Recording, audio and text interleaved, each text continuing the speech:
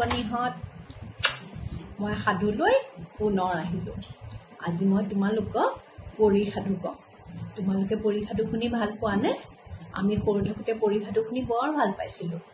ধুনীয়া ধুনীয়া যাদুকাঠি লৈ অহা পৰিবোৰ সপোনত দেখিছিলোঁ আৰু মনটো পৰীৰ দেশলৈ উৰি গৈছিল। তোমালোকেও দেখানে? আজি মই তোমালোকক চিণ্ড্ৰেলাৰ পৰিমা থকা সাধুটো ক'ম। তোমালোকে আকৌ মন দি শুনিবা দেই। চিণ্ড্ৰেলা নামৰ এজনী বৰ ৰূপৱতী ছোৱালী আছিল। তাই যিমান ৰূপৱতী আছিল সিমান গুণৱতীও আছিল। কিন্তু তাই বৰ দুখী আছিল, কাৰণ তাইৰ মাক তাই সৰু থাকোঁতেই ঢুকাইছিল। তাই মাকক দেখাই পোৱা নাছিল। তাই সেই মাহীমাকৰ লগত ডাঙৰ হ'ব লগা হৈছিল। মাহীমাকে তাইক আকৌ অকণমানো মৰম নকৰিছিল। তাইক ঘৰৰ বান্দিৰ দৰে, মানে কাম কৰা ছোৱালীৰ দৰে ব্যৱহাৰ কৰিছিল। তাই ঘৰৰ সমস্ত কাম কৰিব লগা হৈছিল। তাইক ভালকৈ খাবলৈও নিদিছিল। মাহীমাকৰ আকৌ দুজনী জীয়েক আছিল। সিহঁতে সদায় ঘৰত আৰামত জীৱন কটাইছিল। কাম বন নকৰি নিজৰ ইচ্ছাৰে নাচি বাগি আনন্দত সময় পাৰ কৰিছিল। সিহঁতক মাকে ভালৰ ভালটো আনি খাবলৈও দিছিল। ধুনীয়া ধুনীয়া কাপোৰ আনি দিছিল। সেইবোৰ পিন্ধি লাহ-বিলাহত দিন কটাইছিল। সিহঁতক দেখি চিণ্ড্ৰেলাৰ বৰ দুখ লাগিছিল। তাই বৰ অকলশৰীয়া অনুভৱ কৰিছিল। তাই মাহীমাকৰ ছোৱালী দুজনীৰ এৰেহা পুৰণা কাপোৰবোৰ পিন্ধিব লগা হৈছিল। তাই মাহীমাকৰ ভয়ত মুখ ফুটাই একো ক'বও নোৱাৰিছিল। কিন্তু তাই আকৌ তাহাঁত দুজনীতকৈ বেছিহে ধুনীয়া আছিল। চিণ্ড্ৰেলাক পুৰণা কাপোৰেৰে যিমান ধুনীয়া লাগিছিল, ভনীয়েক দুজনীক সাজি কাচিও সিমান ধুনীয়া লগা নাছিল। চিণ্ড্ৰেলাই কেতিয়াবা মাকলৈ মনত পৰি বৰ কান্দিছিল। তাইৰ নিজৰ মাক থকা হ'লে আজি এই অৱস্থা নহ'লহেঁতেন।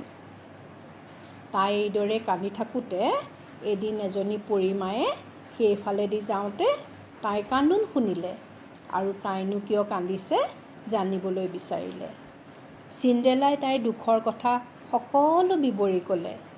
সেইদিনাৰ পৰা পৰিমায়ে চিণ্ড্ৰেলাৰ ওচৰলৈ মাজে মাজে আহিবলৈ ধৰিলে আৰু চিণ্ড্ৰেলাক বহুত কথাত সহায়ো কৰিবলৈ ধৰিলে। কিবা প্ৰয়োজন হ'লে দি থৈও যায়। চিণ্ড্ৰেলাই পৰিমাৰ মৰম পাই বৰ আনন্দ পালে, কিন্তু মাহীমাকক ভয়তে এই বিষয়ে একোৱেই নজনালে। এদিনাখন সেই চহৰৰ ৰজাই ৰাজপ্ৰসাদত এক নাচৰ উৎসৱৰ আয়োজন কৰিছিল আৰু চহৰৰ সকলোকে নিমন্ত্ৰণ জনাইছিল। চিণ্ড্ৰেলাৰ মাহীমাক আৰু ভনীয়েক দুজনীও ধুনীয়া ধুনীয়া কাপোৰ আৰু অলংকাৰ পিন্ধি সেই উৎসৱলৈ যাবলৈ ওলাইছিল। কিন্তু চিণ্ড্ৰেলাৰ পিন্ধিবলৈ একোৱেই নাছিল।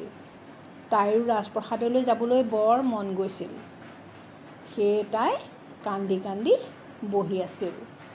তাইৰ কান্দোন শুনি পৰিমা উপস্থিত হ'ল আৰু তাইৰ ইচ্ছাৰ কথা শুনি পৰিমাই ধুনীয়া কাপোৰ, অলংকাৰ আৰু এযোৰ গ্লাছৰ সুন্দৰ জোতা আনি দিলে।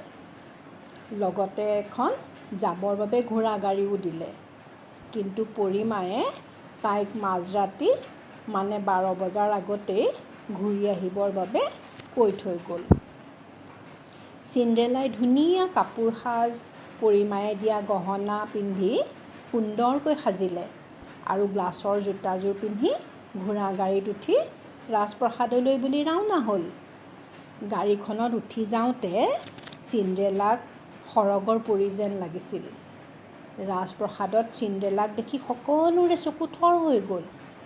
ৰাজপ্ৰসাদৰ কোঁৱৰেও চিণ্ড্ৰেলাক হাতত ধৰি আগবঢ়াই নিলে আৰু চিণ্ড্ৰেলাৰ সৈতে মনৰ হেঁপাহেৰে নৃত্য কৰিলে। চিণ্ড্ৰেলাইও আনন্দতে নাচি নাচি সকলো পাহৰি গ'ল। হঠাৎ তাই দেখিলে ৰাতি 12 বাজিবলৈ অলপ সময়হে বাকী। তাই পৰিমাৰ কথা মনত পৰি গ'ল আৰু কাকো নজনোৱাকৈ তাৰ পৰা হঠাৎ গুচি আহিল। কোনেও একো ধৰিবই নোৱাৰিলে।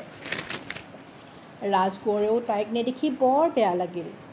ৰাজপ্ৰসাদৰ চাৰিওফালে তাইক বিচাৰিবলৈ ধৰিলে, কিন্তু চিণ্ড্ৰেলাক বিচাৰি নেপালে। মাত্ৰ লৰালৰিকৈ যাওঁতে তাইৰ ভৰিৰ পৰা থাকি যোৱা এপাট জোতাহে বিচাৰি পালে। তাইনো কোন আছিল কোঁৱৰে তাকো গম নেপালে। সেই পিছদিনা কোঁৱৰে ৰজাৰ লিগিৰা মানে ৰাজপ্ৰসাদত কাম কৰা দুজনমানক সেই জোতাপাত লৈ সকলোৰে ঘৰলৈ যাবলৈ ক'লে আৰু জোতাপাত কাৰ ভৰিত সোমাই সিহঁতক বিচাৰি উলিয়াবলৈ ক'লে।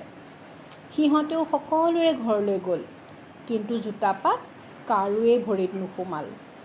শেষত সিহঁত চিণ্ড্ৰেলাৰ ঘৰলৈ গ'ল।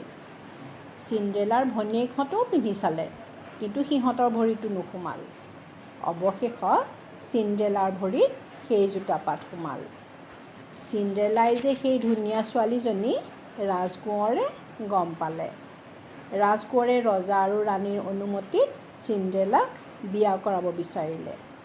ৰজা আৰু ৰাণীয়েও চিণ্ড্ৰেলাক দেখি বৰ ভাল পালে আৰু অতি ধুমধামেৰে চিণ্ড্ৰেলাক কোঁৱৰলৈ বিয়া পাতি আনিলে।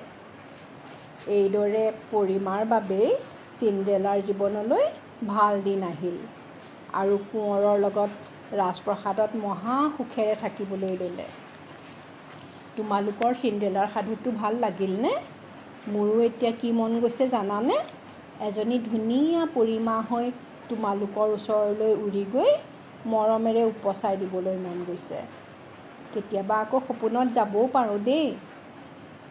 আকৌ লগ পোৱাৰ প্ৰতিশ্ৰুতিৰে আজিলৈ আহোঁ দেই।